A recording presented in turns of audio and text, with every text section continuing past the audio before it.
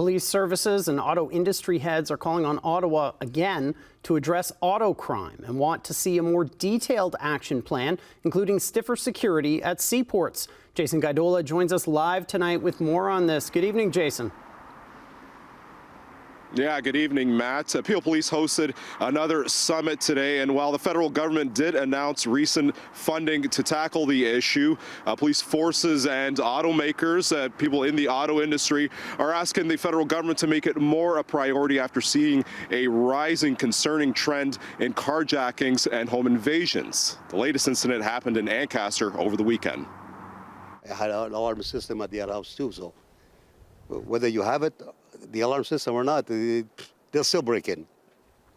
That's my point of view.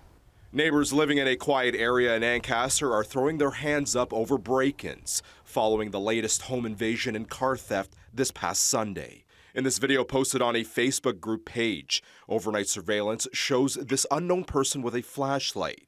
The same person who posted the video says it was the same time and area of the auto theft.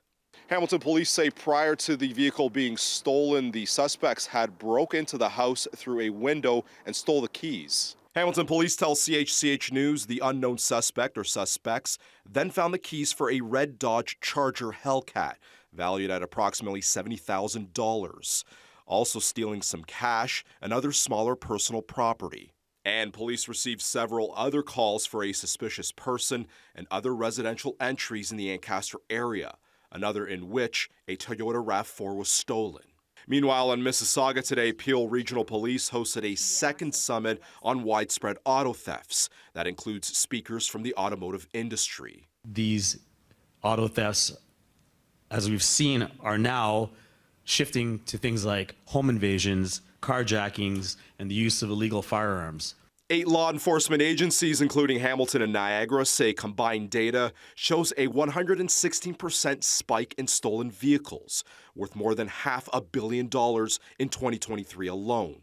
A year, Hamilton police say, was a record for carjackings as well in the city. So far this year in Toronto, authorities are reporting that these violent incidents have more than doubled. Today, summit officials made recommendations to curb theft, which includes a role for automakers. To look at design, manufacturing, if it's the auto insurance industry, incentives for aftermarket activities. There are multiple solutions in there, and they have the line of sight. They also call on Ottawa to develop a national action plan that prioritizes stolen vehicles, legislation against criminal networks, and tightening up the Port of Montreal, a major hub for illegal exporting.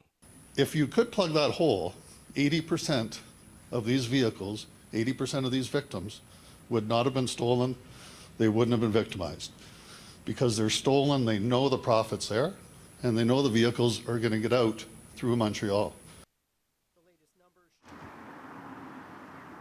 Now, last month, the federal government did announce $121 million to tackle auto crime, money that hasn't been allocated according to local law enforcement. Hamilton, Halton, and Niagara police say they have yet to hear back from Ottawa in regards to funding. Brantford police tell us that they did apply for the national grant, but were denied any cash.